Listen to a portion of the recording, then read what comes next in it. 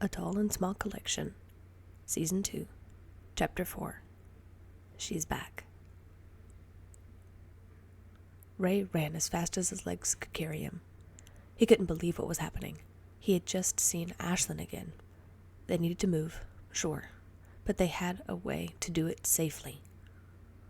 There was a twinge of guilt in the back of his mind for not updating Ashlyn on everything that had happened since she was gone. But then, again, it wasn't for him to tell. He couldn't think about that now. What he could think about was the exciting news he was about to share. He climbed up one line and slid down the next, following the old lines he once relied on so heavily and the few lights that remained on in the halls. He balanced across the beams and then began the climb up the nail ladder in the wall joist. Hand over fist, Ray willed himself to not slow down until he reached the top. Their home was just ahead, past the rafters beyond the balance beam. Back at their home, Soren was taking time to mend some of their fraying lines. He hooked the thread onto one of the nails and had it laid out from one end of their home to the other. The line was old, and it had been months since they had replaced it. It was one of the reasons Ray had volunteered to go out borrowing for thread and meal supplies. Borrowings had got slim recently, and it took all of them searching both inside and outside of the apartments just to survive anymore.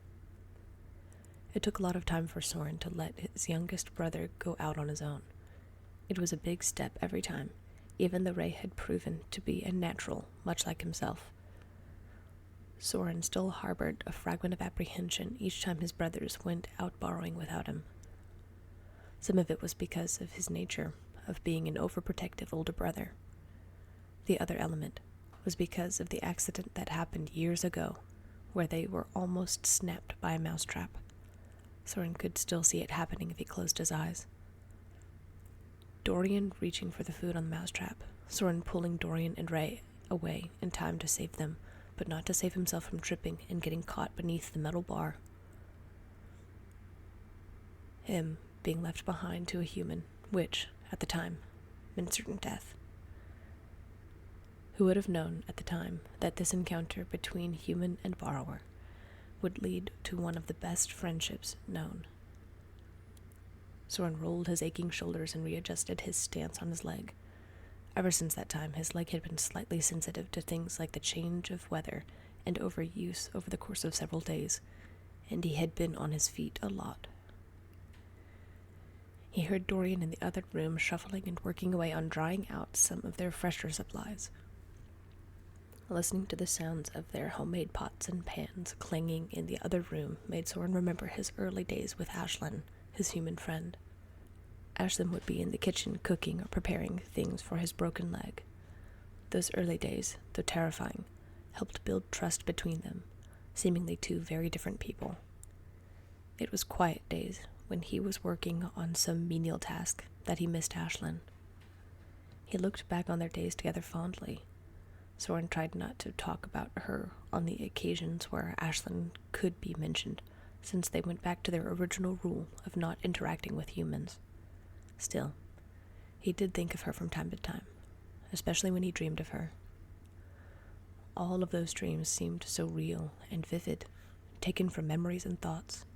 Some nights he woke in a cold sweat, or his heart elevated, pounding in his chest from the imaginary encounter, each time being forcefully pulled from a pleasant slumber by something from the waking world. Soren hadn't mentioned these things to either of the Bobbins, but he admitted to himself that he did miss their once human companion. So much had changed in the years Ashlyn had been gone, especially with Soren! Ray's sudden shout coming from the front room, followed by his rapidly pounding footsteps, sent unnerving chills up Soren's spine. Immediately, he seized his razor blade and ran to the door. He saw Ray sprinting forward as fast as he could, obviously out of breath. "Ray!" Soren shouted as he jogged out to meet him, heart beginning to pound in his chest. What on earth had Ray worked up? Was he seen? Were there new humans moving in? New borrowers who were hurt? His senses seemed to open up as he made it to Ray's side. "Soren, you'll never Ray panted as he collapsed to his knees in front of Soren. What's going on? Asked Soren as he knelt and habitually began inspecting his brother for injuries on his arms and back. Are you hurt? No, Ray panted. She's back. For a moment, there was a horrible pang in Soren's heart before Ray finished. Ashlyn's back! Soren felt his entire body still and go completely rigid. His heart pounded in slow motion, sending his head reeling. His vision even blurred, and he had to brace himself with several deep and calming breaths before his mind could even conceive its first thought. Ashlyn. She was back? She was here? Are you sure? Asked Soren as he tried to shake the numbness in his body. Ray looked up into his brother's eyes, blue against hazel, and gave him a disbelieving look. I just came from seeing her. She's here, in her old apartment, panted Ray. And we have a lot to talk about. At this point, Dorian poked his head out and walked forward toward the other two brothers. Soren hated to admit it, but Dorian sometimes looked a little too much like his father, Brady, who had succumbed to injuries given to him by a human years ago. From Dorian's jawline, the way he parted his hair, and even some of his mannerisms, he could have been a ghost from the past. What is going on? Why are you shouting? I just managed to get... Stop complaining and celebrate! Ashlyn's back! Cheered Ray, interrupting his brother. Dorian visibly stiffened at hearing this news, and his step hesitated before he stopped approaching them. Both Soren and Ray noticed Dorian's hesitation, but Soren was so wrapped up in his thoughts that Ray beat him to the punch. What's wrong? You remember her, right? Asked Ray, as he finally caught his breath and stood up. Of course I remember, said Dorian, quietly and stiffly. Ray looked at his brother in confusion. So, what's the problem? You mean you're not excited to see her? Ashlyn's back. She's been doing great, said Ray. Sorry that being seen by a human doesn't do it for me, muttered Dorian. At this, even Soren's ears pricked up. He knew Dorian had always been uneasy, but had the time really changed his perception of their beloved human companion? What are you talking about? Scolded Ray. It's Ashlyn. I thought you'd be a little excited to see her after everything that happened. Look, we had some good times with Ashlyn, and I'm glad you're excited, said Dorian, who had now folded his arms across his chest. It's just that she left us. She's been gone. We've been here, so if I remember correctly, we vowed we wouldn't go back to being seen by humans. Humans are dangerous and uproot everything. Besides, I thought we were going back to the way things were. This isn't just some human, it's Ashlyn, argued Ray. Just because some humans are bad doesn't mean they all are. You're just upset because... Guys, that's enough, scolded Soren, finally finding his voice. Ray stared at Dorian defiantly before both of the teenage borrowers turned their attention to Soren, who pushed himself to his feet. Both of you need to take a breath, okay? The boys huffed, but obeyed their brother and took a few deep breaths to clear the air. Now, directed Soren. What's this about, Ray? Ashlyn is back, but why? She's been gone for years. Did she tell you? Soren watched Ray give Dorian one more quick side-eye before nodding. Yes, and it's not exactly the best thing, said Ray. Ashlyn said we have to move as soon as possible. What? Asked Dorian, his folded arms dropping to his sides. See, I told you, humans are dangerous. It's a threat. It's not that, argued Ray. She said a bunch of humans are coming here in 3 days to make new homes for other humans. But to do that, they have to tear these buildings down. They're going to destroy the whole area and said we need to leave as soon as possible. Soren, hearing this, felt his heart clench in his chest and his nerves shot through the roof. She's asking us to relocate? Asked Soren quietly, mind reeling as he immediately started mentally gathering his thoughts and everything that needed to happen. Ray nodded. Yeah, acknowledged Ray quietly. But there's good news. She said that she can help us move. She's willing to take everything we want and bring it back with her to where she's living. She even thinks there may be some borrowers living in her apartment, so we wouldn't be all alone. Don't you hear what you're saying? Asked Dorian. Relocate? Not only that, but having her relocate us? Well, it's that or get crushed to death when all of this is torn down. Soren, what are you thinking? You're being really quiet. Ray directed his attention to his older brother. Soren's head was reeling. He didn't know what to think.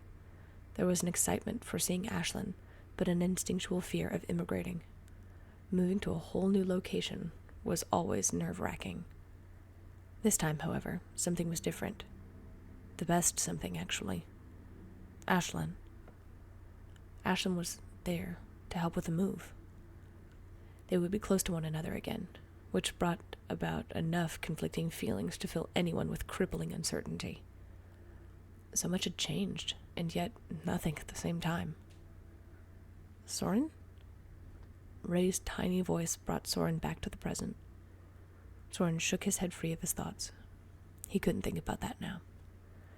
There were a few things he needed to do, and there was only one way to go about it. Sorry, Soren apologized as he looked back to Dorian and Ray. Dorian, I know you're apprehensive with everything that happened, but I expect you to treat Ashlyn with respect. She is the reason we're even alive. She could have ended me, any of us, in a heartbeat, but instead, she quite literally got me back on my feet and got us back to normal. I know what happened was hard, especially for you, but we know Ashlyn, and she would never do anything to hurt us. Soren had to take in a deep breath before looking over to Ray, the youngest of the teens. Ray, what did you tell her about us? Asked Soren. Ray, not believing what he was hearing, opened his mouth before Soren cut him off. I'm not scolding you. I just want to know if you told her about Maisie. Ray shook his head slowly after a moment. No, we didn't get into anything. Besides, it's not really mine to tell, said Ray softly. Soren felt his chest constrict and then release in fluttering nerves of relief as he bit his lip and nodded slowly. He then looked to his youngest brother and smiled reassuringly, placing his hand on top of the boy's head and ruffling his hair gently.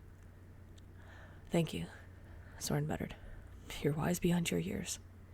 Ugh, you're calling me old? Gross, teased Ray as he playfully smacked his brother's hand away from his head. Yeah, you are old. A crotchety old man, teased Soren back.